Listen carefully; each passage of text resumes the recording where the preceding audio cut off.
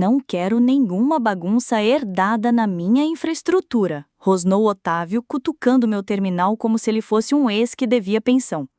Era meu terceiro dia trabalhando com um novo diretor de TI, e foi nesse momento que percebi. Eu estava cara a cara com a boca aberta de um leão, só que burro. Ele tinha acabado de deletar um script que eu vinha lapidando há 2 anos, sem sequer verificar as dependências. Disse que parecia prolixo demais. Pois bem, aquele script cuidava de backups noturnos, limpava o controle de versão e ainda ressuscitava 3 clusters legados quando eles travavam em looping. Acabou. Simples assim. Puf. Eu já tô nessa área de TI há mais de uma década e já vi de tudo, de chefe cabeça de planilha a programador que escreve código como quem escreve receita de bolo. Mas Otávio Prado era de outro planeta. Um bug de firmware ambulante, com um fone Bluetooth e ego codificado em JavaScript. Ele chegou no setor igual cachorro que fez xixi no pneu do chefe e foi promovido por isso. Chamava todo mundo de campeão, até as mulheres, principalmente as mulheres. Tinha saído direto de uma startup de criptomoedas falida, cujo principal produto era PowerPoint e estagiário esclarado. Agora o cidadão achava que podia invadir minha infraestrutura assim, na maior cara dura. 8 anos de trabalho impecável, migrações silenciosas, scripts internos que economizaram centenas de milhares de reais com consultorias, e ele entra balançando a tal agilidade como criança brincando com soprador de folhas. Mas antes de eu continuar esse show de horrores corporativo, deixa eu dar um recadinho do mundo real. 97% de vocês assistem histórias assim e não se inscrevem. Gente, curte, compartilha, ajuda a manter essa equipe viva com café, coxinha e um restinho de sanidade, beleza? Voltando. A primeira inovação do Otávio foi desativar a nossa ferramenta de monitoramento personalizada. Segundo ele, era muito antiga. Substituiu por um painel SaaS tão pesado que precisava de 6 extensões no navegador e travava no modo escuro. Decidiu também que comentário em código era coisa de iniciante. Engenheiro de verdade, dizia ele, sente o código. Pior, peguei o cara colando um trecho de Perl dentro da nossa stack Python. Perguntei de onde ele tirou aquilo. Respondeu, do Stack Overflow. De que década, Otávio? Perguntei, segurando o riso. Mas o primeiro alerta real foi numa quarta-feira, quando ele travou o ambiente inteiro de QA. Bloqueou tudo só porque não entendeu que o sudo pede senha por um motivo. Me culpou, claro. Disse que as instruções estavam confusas. Mostrei o arquivo Leia-me. Ele olhou para aquilo como se fosse escrito em Klingon e soltou um papinho de otimizar fluxo de documentação. Eu fiquei na paz, zen, profissional, sorrindo, enquanto por dentro eu gargalhava. A partir dali, comecei meu próprio plano B. Registrei tudo offline, cada script, cada módulo, tudo criptografado em servidor privado. Não avisei ninguém, só observei. Porque quando alguém entra na sua casa, bota o pé no sofá e ainda chama isso de Feng Shui, você não grita. Você espera o inverno e deixa ele descobrir o que acontece quando o aquecedor para, e só você sabe ligar o disjuntor. Na primeira vez que fui ignorado na reunião semanal de alinhamento de TI, achei que era erro de agenda. Na segunda, imaginei que o Otávio tivesse esquecido. Na terceira, quando vi o Tiago, recém-saído da faculdade, confundindo back-end com back-end de loja, saindo da sala fedendo a desodorante e síndrome do impostor, entendi. A faxina tinha começado. Fui eu quem construiu esse sistema. Quando a verba só dava para fita isolante e cabo reciclado, fui eu quem montou o esqueleto. Resolvi bug da API de folha de pagamento que cobrava em dobro quem tinha sobrenome com a letra S. Acredita? Já tapei vazamento de memória com café e um script bash às 3 da manhã numa tempestade.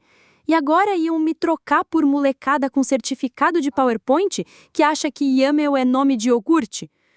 Otávio foi me desidratando aos poucos. Primeiro passou o sistema de alertas para o Felipe, cuja maior qualidade era ser alto e calado. Depois o pipeline foi parar com o Bruno, que já reiniciou o servidor com um chute e acha que isso é metodologia ágil. Passou a me chamar de meu histórico, como se eu fosse fóssil do zoológico da inovação. Precisamos de gente com visão de futuro, não de dinossauros que cuidam de legado. disse ele, girando naquela cadeira ergonômica como se não tivesse vértebras. A Camila foi junto na dança. Assentiu, com aquele sorriso que a gente dá para evitar demissão por justa causa. Eu, por dentro, só adicionava mais um item ao meu dossiê pessoal, quando essa merda explodir. A partir dali, documentei tudo como se minha aposentadoria dependesse disso. E, sinceramente, dependia. Não por causa do RH, mas porque alguém precisava saber onde estavam os corpos enterrados, digitalmente falando, claro. Criei backup de tudo, dependências, bizarrices do sistema, jeitinhos que só eu conhecia, tudo espelhado diariamente, fora do prédio. Não era só preparação para desastre, eu era a recuperação de desastre. Enquanto isso, Otávio fazia alterações ao vivo no ambiente de produção. Sim, você leu certo. Uma vez ele editou uma tarefa cron direto do celular. Preciso me mover rápido, disse enquanto postava em um canal de Slack chamado #urgente Hotfix. Resultado? Derrubou o gateway de cobrança bem no meio do ciclo de renovação de assinaturas. 12% da receita evaporou em 2 horas. Culpou o firewall. Disse para o financeiro que era cache de DNS. Não era, era ele mesmo. Cada alteração que ele fazia, eu rodava um diff. Sem brigar, só observando, igual bêbado tentando andar de perna de pau. O cara desativava fallbacks, arrancava verificação lógica, substituía código estável por módulos de terceiros do GitHub atualizados pela última vez em 2016. Um deles tinha um aviso: não use isso em produção. E adivinha? Usou. Mas eu não disse nada, porque ser subestimado é um presente. Te dá tempo para fazer cópia, para preparar o contra-ataque, para enterrar um script lá no fim da cadeia de automação, que ninguém nota até ele sumir. Sabia que a coisa ia feder quando meu celular apitou com uma mensagem do Bruno. Sim, ele mesmo. Um chilique no banheiro da diretoria. Só que eu nem tinha ido lá. Acontece que Otávio apresentou um PowerPoint fofo para a chefia sênior sobre resiliência da arquitetura. Mostrou gráfico, falou de clusters elásticos autocorretivos e até citou buzzwords que provavelmente leu no LinkedIn minutos antes. E, com todo aquele charme de mágico de festa infantil, ele implementou meu sistema de recuperação. Meus watchdogs, failbacks, tarefas cron. Renomeou tudo e ainda colocou a marca registrada Resiliência Prado no slide. Um tapa na cara com luva de pelica. E o pior? Foi justamente durante a maior crise da empresa, a semana sem café e sem esperança. A mesma semana em que eu mantive tudo rodando com cuspe, fita crepe e a minha pura teimosia. No final, entrei na sala dos servidores, sentei no banquinho giratório e respirei fundo. Porque, quando o rato entra na bota, você não grita. Espera e deixa ele se sentir em casa. 2 dias depois, chegou um e-mail do RH. Assunto: solicitação de transferência de conhecimento. Olá, Camila. Como parte do nosso planejamento de transição, por favor, prepare uma documentação completa de todos os fluxos, protocolos e procedimentos sob sua responsabilidade. Prazo: sexta-feira, fim do expediente. Tradução: escreva um manual para os estagiários que vão afundar o navio depois de te empurrar para fora. Abri meu script de automação de failback, uma obra de arte, diga-se. Ele gerenciava tudo: crash monitor, troca quente de disco, limpeza nos horários de menor tráfego, balanceamento de logs órfãos. E tinha também um segredo: um verificador silencioso com o meu ID. Se eu ficasse inativo por mais de 96 horas, o sistema exigia substituição manual. Pronto. Sem sabotagem. Só verdade. Aquilo só funcionava comigo por perto. Naquela tarde, cruzei com Otávio no corredor. Ele ria com um júnior sobre como sua antiga startup era rápida demais para perder tempo com documentação.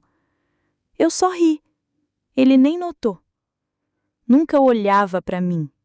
Olhava através de mim. Como o papel de parede da casa nova. Ainda existe, mas ninguém presta atenção. Feio, ultrapassado, pronto para ser arrancado da parede. Mas sabe o que ele nunca entendeu sobre papel de parede? Ele guarda memórias. E, às vezes, fios elétricos também. E se você arrancar tudo de qualquer jeito, sem nem dar uma olhadinha, corre o risco de causar um curto-circuito na casa inteira. Não, eu não estava bisbilhotando. Vamos deixar isso bem claro. Eu estava só pegando minha caneca. A minha caneca. Aquela pretinha de cerâmica com a frase RTFM em Comic Sans, porque é a ironia que me mantém viva. Dei uma voltinha na sala dos servidores porque o café da cozinha parecia óleo de motor velho, e o estoque da administração sempre tinha grãos de verdade. Café raiz, não aquele que vem em sachê de plástico. Foi então que ouvi. A voz do Otávio Prado ecoando pelas prateleiras, alta demais como sempre. Ele estava com o Eduardo Nascimento, da emissora. Os dois rindo como dois moleques do ensino médio, inventando mais uma fofoca para espalhar no grupo do futebol. Ela era só uma babá glorificada, disse Otávio, entre goles de energético e ego inflado. Nenhuma mulher mexe no meu servidor raiz. Eu vi os scripts dela. Metade é fita isolante colada com mais fita isolante. Eles gargalharam. O Eduardo bateu em alguma coisa, provavelmente um botão que não devia nem ter encostado. E eu fiquei ali, parada, segurando minha caneca vazia. De repente, aquele pedacinho de cerâmica pareceu chumbo nas minhas mãos. Não chorei, não quebrei nada, não entrei na sala gritando feito uma Joana Dark dos circuitos. Só me virei, voltei para minha mesa, abri uma janela de terminal e comecei. Primeiro, entrei no servidor reserva, depois no nó de sincronização e no demônio dos patches, os meus scripts invisíveis de cola quente digital. Eram 14, cada um funcionando como tarefas agendadas em sistemas que o Otávio nem sonhava que existiam.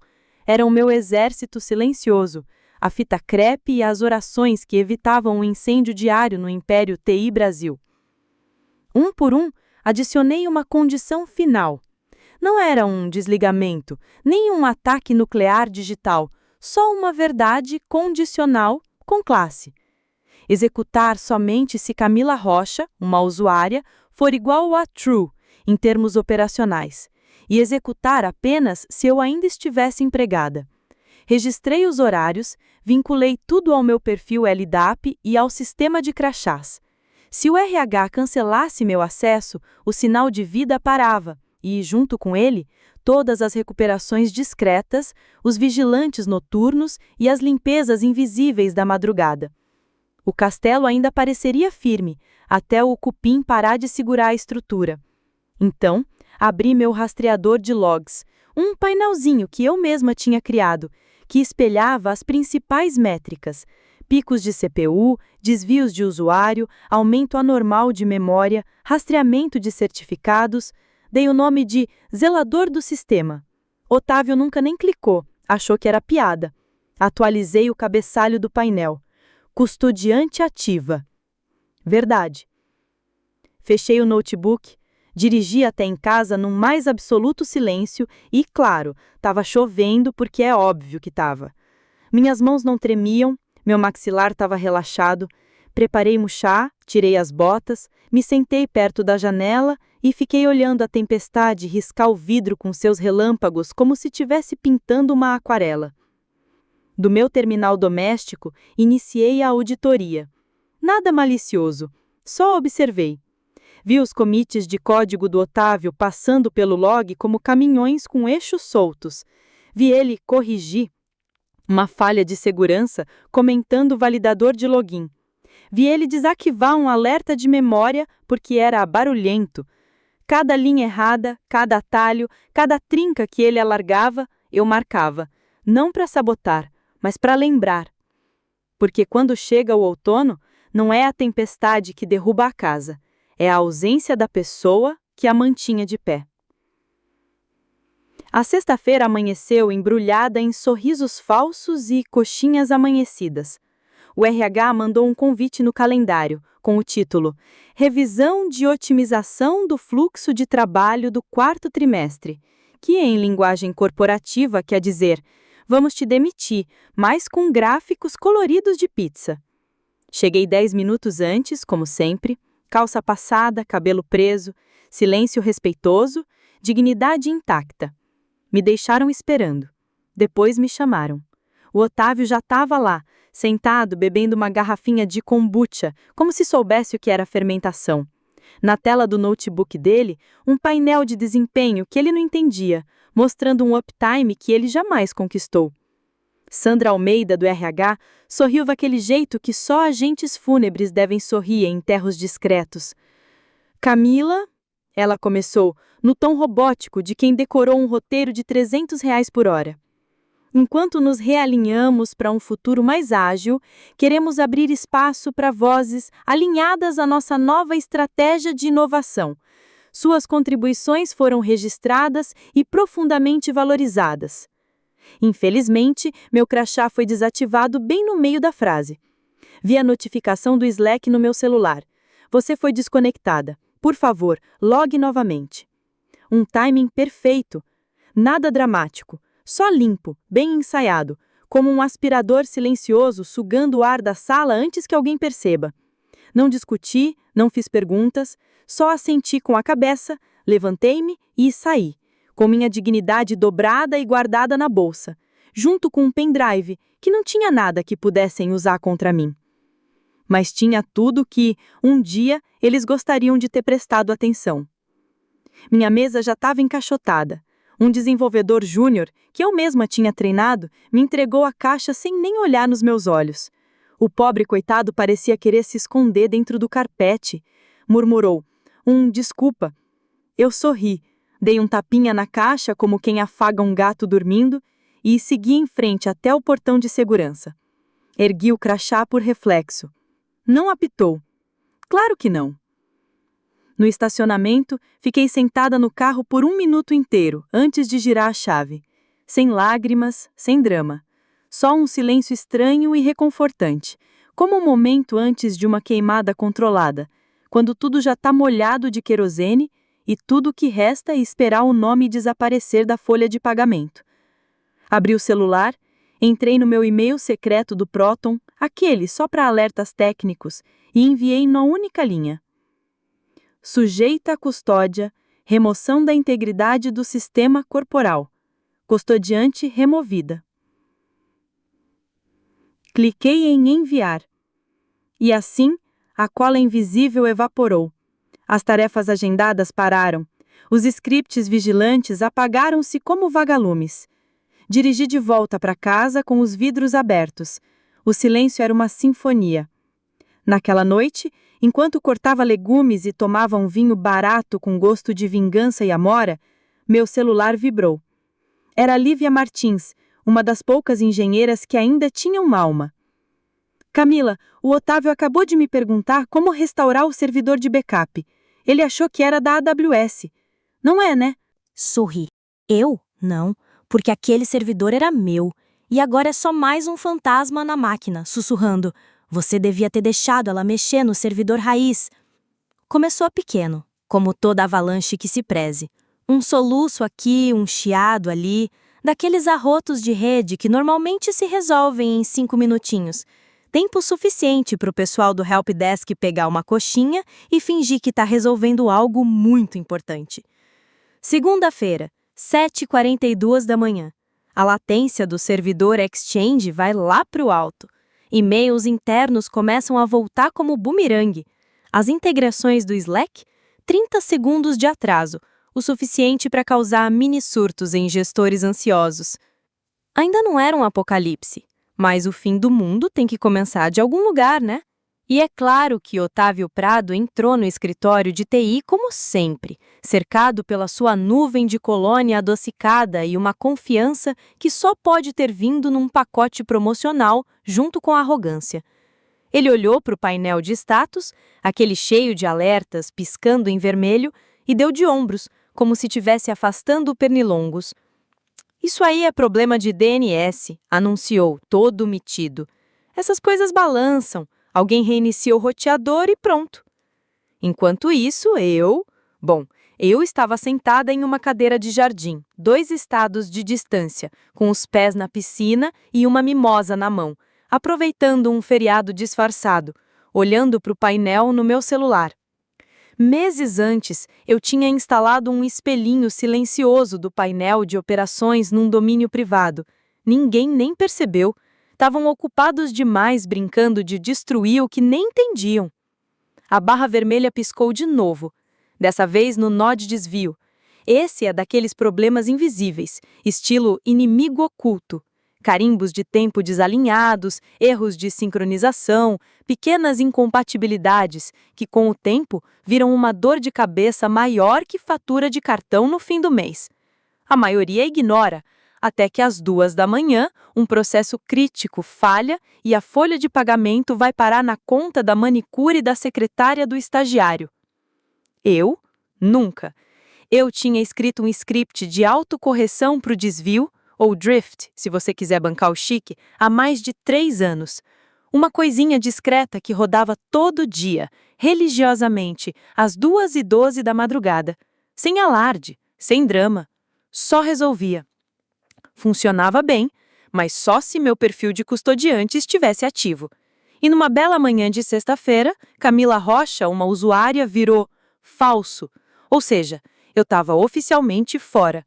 E aí, meu caro, o caos começou a dar cria. Observei o errinho da pia se multiplicar. Pequeno por enquanto, mas ia se espalhar. Ia. Porque o drift, meu amigo, sempre se propaga. Começa tímido, tipo criança com giz de cera, e termina colorindo até o cachorro. Dei mais uma mordida na torrada de abacate e acenei para minha irmã que remunjava sobre a placa de favor não estacionar no prédio dela. Sorri como quem sabe que as represas já romperam, só que ninguém ouviu o primeiro estalo. Do outro lado do país, meu celular tocou. Era Lívia Martins, direto do número pessoal. Camila, ele tá culpando o nosso ISB, tá querendo acionar fornecedor. Fala alguma coisa? Eu? Falar? Não mesmo. Não tinha mais nada a dizer. Quando você arranca os pulmões do sistema e depois se pergunta por que ele tá ofegante, isso não é um chamado de suporte. É Darwin batendo na porta. Às 8h07 da manhã, o sistema de alerta tentou resolver o aviso de desvio automaticamente. Falhou.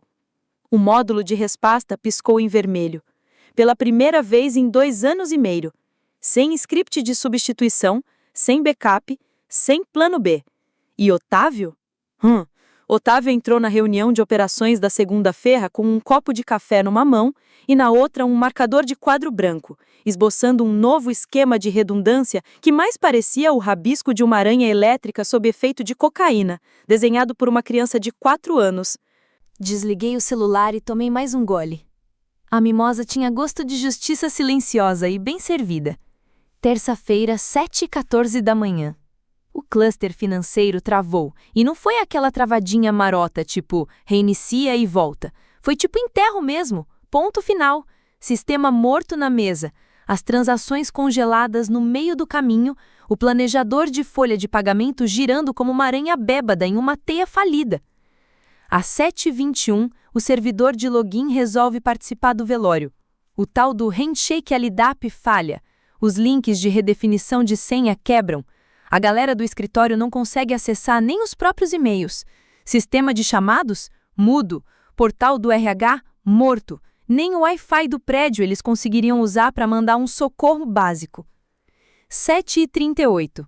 O Slack começa a apitar com pings fantasmas e logs de erros surgindo como pipoca em micro-ondas. Aí alguém, com aquele espírito de "eu vou resolver", tenta reiniciar o relé de e-mail e dispara o loop de dependência que eu já tinha alertado há uns 6 meses. Resultado: 3 contas de serviço bloqueadas e o syslog no lixo. Foi a clássica falha em cascata. Um espetáculo de horror se você curte esse tipo de coisa. 8h05 da manhã e todos os monitores do prédio ficam pretos. Terminal vazio. Mas não é aquele estilo hacker legal, com letras verdes e música de suspense. É só morte mesmo. Aquele tipo de apagão impiedoso, indiferente, que tem cheiro de plástico queimado e más decisões. Os termostatos inteligentes, sem conexão com o controlador maluco, entram no modo fornalha por padrão.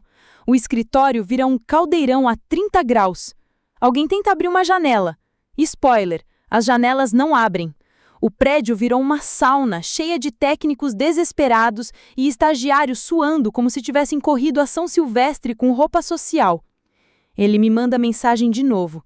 Lívia, formaram uma sala de guerra. O Eduardo acha que hackearam o firewall. O Otávio tá suando na camisa.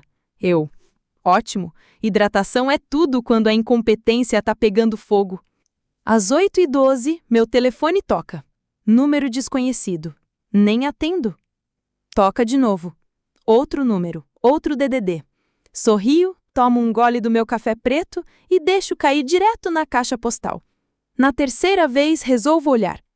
É um número que reconheço, um número de um celular descartável, aquele que o Otávio uma vez se gabou de ter para caso de espionagem corporativa, como se fosse o Jason Bourne com um fundo de investimento e zero noção da realidade. Deslizo o aparelho. Não preciso atender.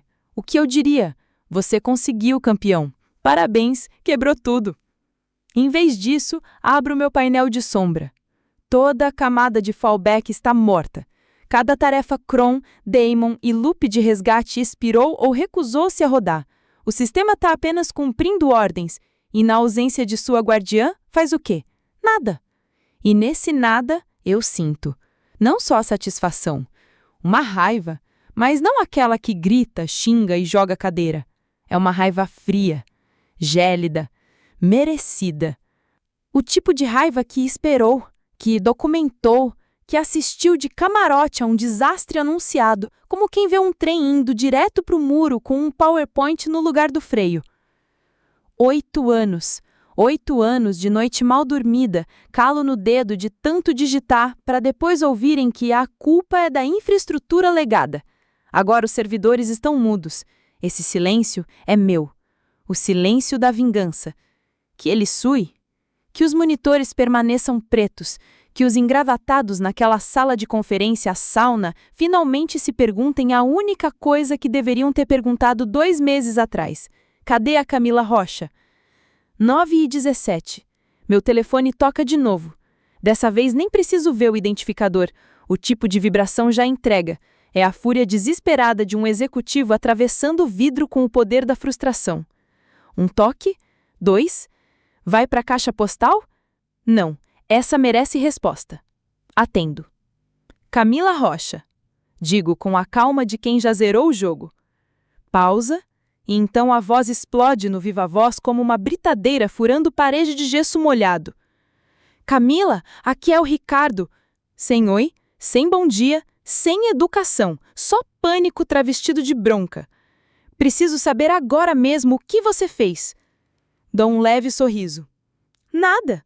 Só parei de consertar o que você nunca viu quebrar. Silêncio. Um daqueles longos, estridentes. O tipo de silêncio que só acontece quando o CEO percebe que o castelo de areia que ele fingia administrar já virou pó faz tempo. Ele tenta recuperar a pose. Perdemos tudo. O painel financeiro está fora, as credenciais estão corrompidas, os termostatos presos no modo churrasqueira e o jurídico não acessa os arquivos. Membros do conselho estão me ligando de 4 fusos horários diferentes. Deixo ele desabafar. É o som de um homem que acabou de descobrir que o cinto de segurança que ele arrancou era a única coisa segurando o volante. Por que ninguém me disse que o sistema era tão frágil? Ele rosna. Não era. Não enquanto eu estava lá. Silêncio de novo. Ele respira. Falha, como quem começa a entender. Sua contratação de ouro, continuou, removeu as condições de fallback, reestruturou o ambiente de produção sem um sandbox e nem sabia que o servidor de backup rodava num nó separado, numa subrede blindada. Achava que as tarefas cron eram coisa velha. Excluiu o gerenciador de arquivos órfãos porque parecia inútil. Mais silêncio. A única coisa que impedia aquele Titanic de afundar eram meus scripts. Ele suspira como quem descobre que o cofre que ele arrombou era na verdade uma bomba. Vamos te pagar, diz. Consultoria temporária. Diga quanto. Já estou em outro trabalho. Minto. Onde não confundem silêncio com submissão. Mais um silêncio desconfortável. Então, o que seria necessário para te trazer de volta? Desligo. Porque é isso que eles nunca entendem.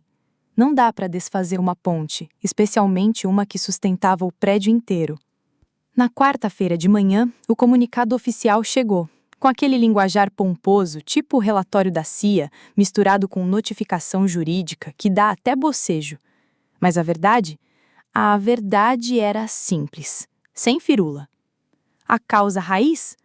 Otávio Prado, disruptor da moda, guru de planilha colorida, havia removido manualmente a cadeia de automação de fallback. Chamou de limpeza de legado. Genial! A perícia rastreou e tudo até uma mensagem arrogante na confirmação do commit. Removendo scripts desnecessários de custódia. Desnecessários. Essa palavrinha inocente derrubou 87% da infraestrutura. Parou a folha de pagamento, corrompeu o backup, travou o login e transformou o escritório numa sauna high-tech com crachá sem serventia. O conselho suspendeu Otávio 20 minutos depois. Chamaram de licença administrativa, mas o que se falava no boteco era que ele tinha sido visto tentando restaurar as configurações de fábrica do laptop enquanto chorava no balcão. Enquanto isso, eu estava num escritório novo, elegante, do outro lado da cidade, prestando consultoria para o maior concorrente deles. Me pagaram o dobro, sem entrevista, só um aperto de mão, um notebook seguro e um contrato sem cláusula de não concorrência. Sem reunião inútil, ninguém chamando minha documentação de exagerada, ninguém renomeando meus sistemas para inflar ego alheio. Só trabalho. Do jeito certo. Quarta, 9 da manhã, em ponto. Mandei minha última mensagem da conta pessoal. Sem frescura, sem anexo, sem ameaça judicial. Só o básico. Para CEO da Império TI Brasil. Assunto: corpo da nota final. Da próxima vez, deixa a mulher mexer no servidor. Sem assinatura. Não precisava. Nessa altura ele já sabia. Todos sabiam. O sistema não caiu porque eu saí. Caiu porque era eu quem segurava tudo. E quando eu saí, não foi só um colapso. Foi a revelação de quem era realmente dispensável. Não a mulher da sala do servidor. O homem que achava que mandava nela. Muito obrigada, lendas do escritório raiz. Se inscrevam para manter o caos aceso. Se você fosse Camila, o que faria no lugar dela? Se um novato te demitisse, você teria a mesma reação que a Camila? O que você achou da história? Fale nos comentários sua nota de 0 a 10. Beijo e até a próxima história.